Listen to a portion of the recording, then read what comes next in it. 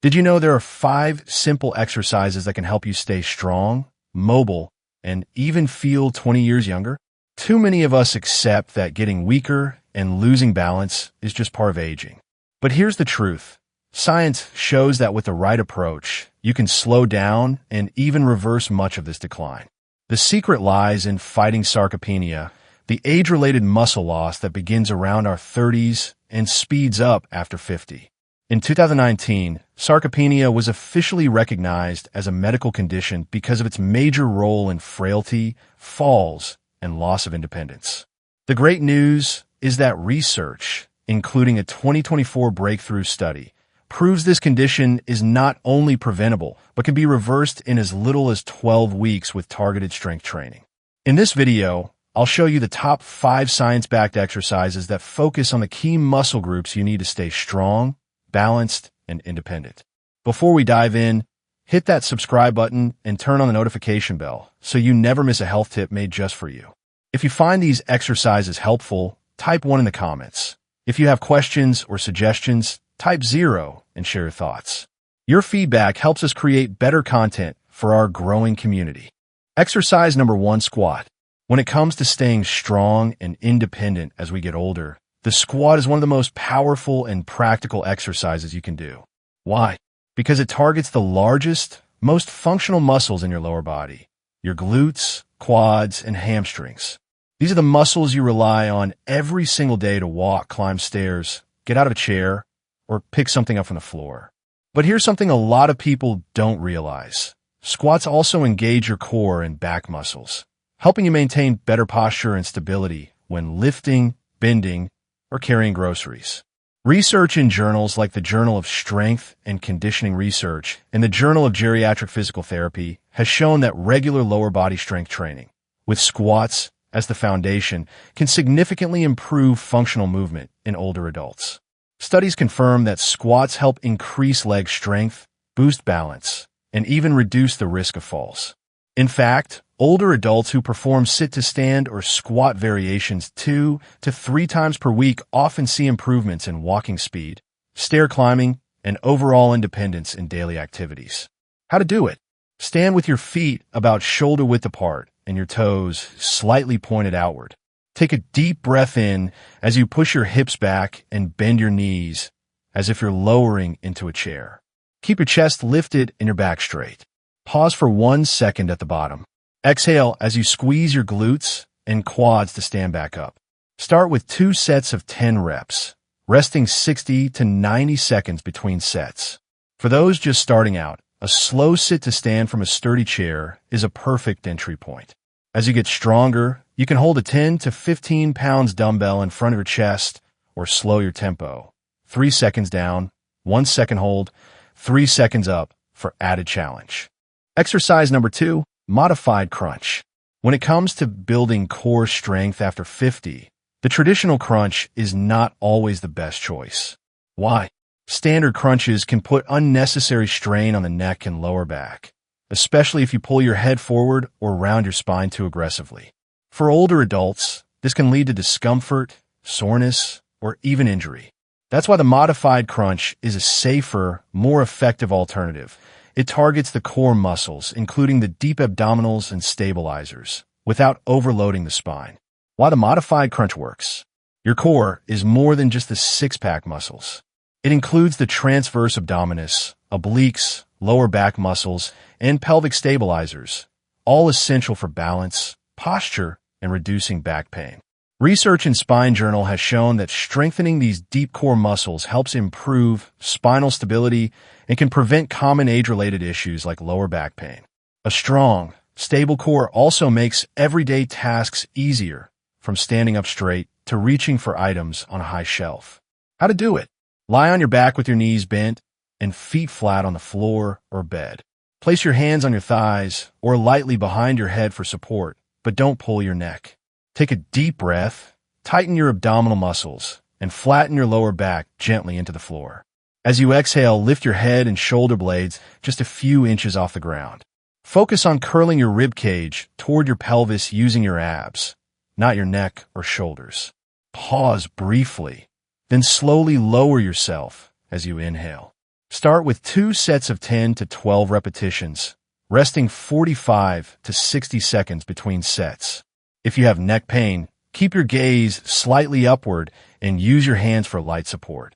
For an easier version, perform a partial crunch, lifting just your head and upper shoulders.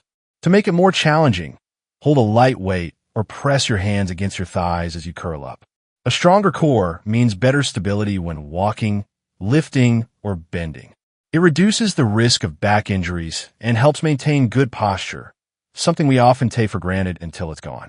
After a few weeks of consistent practice, you'll notice it's easier to carry groceries, garden, or even play with your grandkids without discomfort.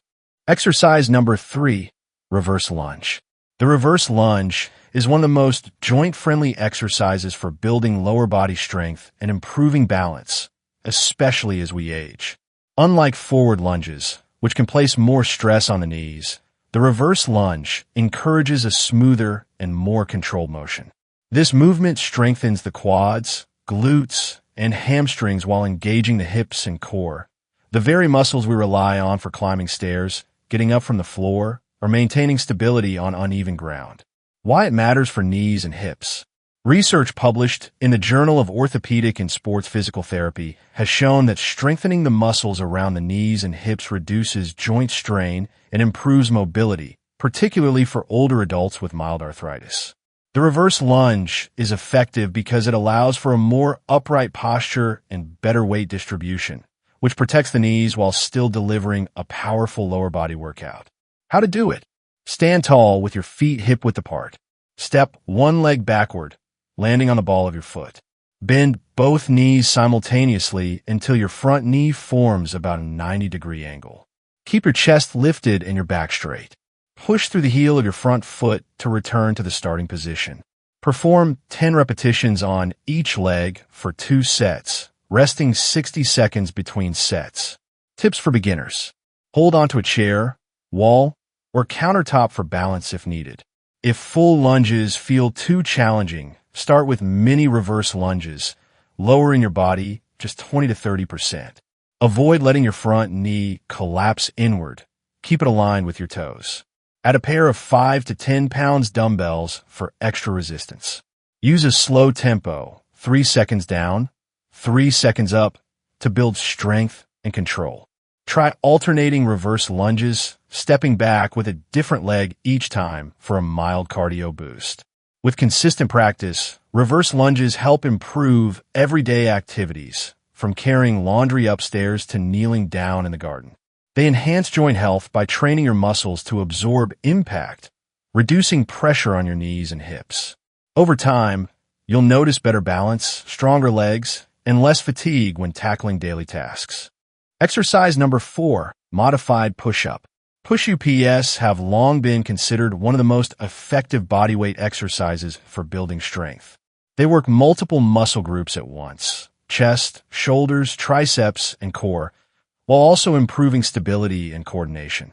However, for many adults over 50, the traditional floor push-up can feel too demanding. The angle places considerable load on the shoulders and wrists, and if core strength isn't sufficient, the lower back can sag, increasing discomfort. That's where the modified push-up comes in. By adjusting the angle, whether on a wall, counter, or with knees on the floor, you achieve the same benefits with less strain on the joints. Why it's important. Upper body strength plays a critical role in everyday life. Simple tasks like pushing open a heavy door, carrying grocery bags, or getting up from the floor rely on strong chest and arm muscles. Studies published in the Journal of Aging and Physical Activity highlight that exercises like push-ups significantly improve functional strength and help slow muscle loss due to aging, sarcopenia. Modified push-ups also engage the core, helping maintain good posture and reducing unnecessary pressure on the lower back, a benefit many adults notice after just a few weeks. How to start. Stand about an arm's length from a wall with your hands slightly wider than shoulder width at chest level. Engage your core and keep a straight line from head to heels. Inhale as you bend your elbows and slowly bring your chest toward the wall. Exhale as you push back to the starting position. Start with 2 sets of 8 to 12 reps, resting 45 to 60 seconds between sets. Once wall push UPS become easy, move to a countertop or bench, then to knee push UPS, and eventually the full push-up. Slowing the movement, 3 seconds down, 2 seconds up, or adding light resistance like a mini band around the wrist can further challenge your muscles. Keep your elbows at about a 45-degree angle, avoid flaring them out, and ensure your neck stays neutral. Breathe steadily. Inhale as you lower, exhale as you push. Exercise number 5, glute bridge. The glute bridge is a powerful yet simple exercise that often reveals how well your body will age. Why?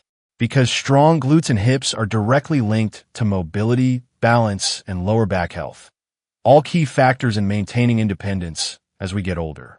When the glutes weaken, we tend to overuse the lower back and knees for basic movements like standing up, climbing stairs, or bending down.